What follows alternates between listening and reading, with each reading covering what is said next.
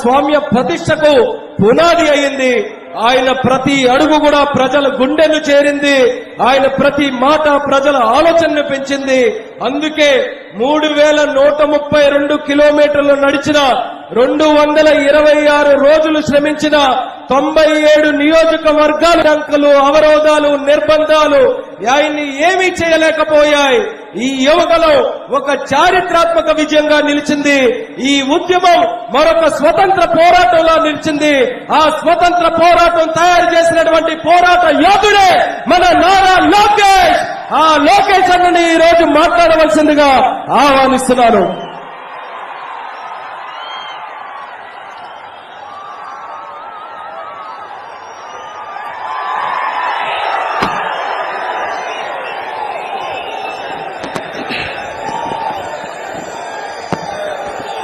ఉద్యమాల గడ్డ ఉత్తరాంధ్ర, కొండంత అన్న కోస్తాంధ్ర, రత్నాల సీమ రాయలసీమ, అందాల విశాఖ అందరి విశాఖ.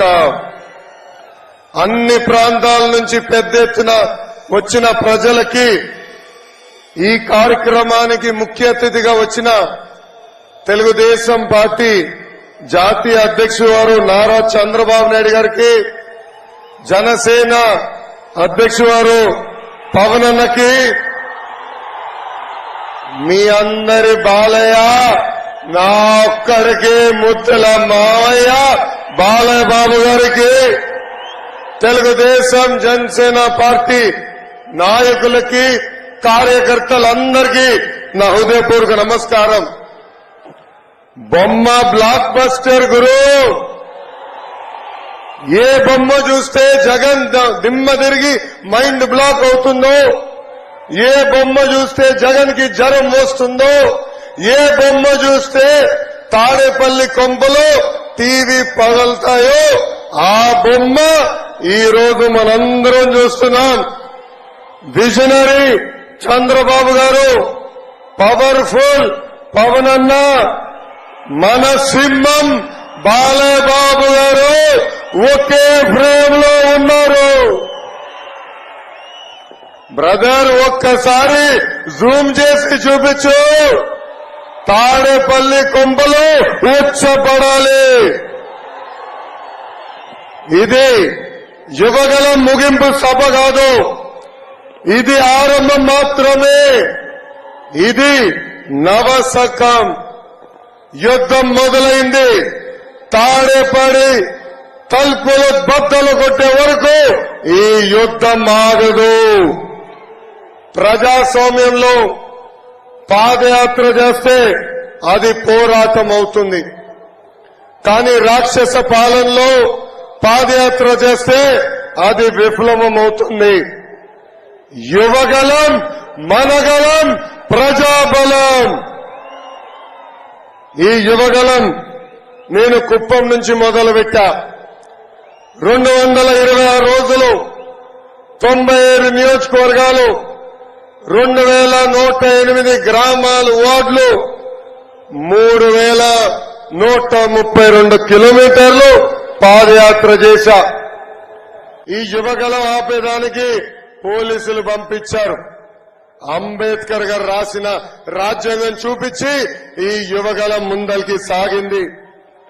ఈ యువగలం ఆపేదానికి ఆనాడు సైకో జగన్ జియో 1 తీసుకొచ్చాడు.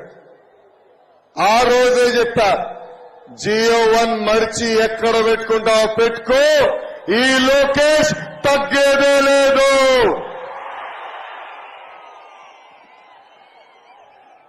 నా మైక్ వేగులు లాక్కున్నారు.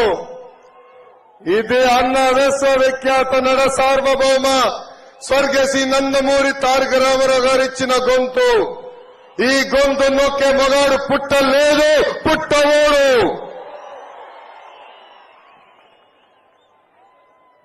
యువగలం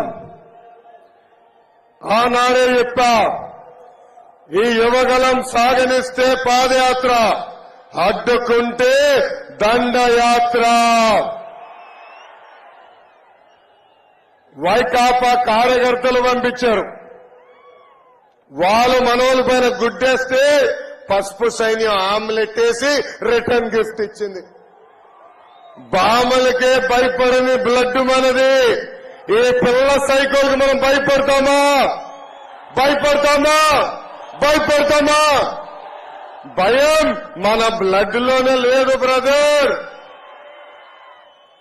జగన్ది రాజారెడ్డి రాజ్యాంగం పొగరు, మీ లోకేష్ ది అంబేద్కర్ రాసిన రాజ్యాంగం పౌరుషం. ఒక పక్కన యువగలం, ఇంకో పక్కన భవిష్యత్తు గ్యారంటీ. అదే విధంగా వారాహి యాత్ర వల్ల వైకాపా ఫ్యాన్ కి ఊక్కబట్టింది. చాలా ఇబ్బంది పడ్డారు. చంద్రబాబు గారిని చూస్తే జగన్ భయపడతాడు, పవన్ చూస్తే జగన్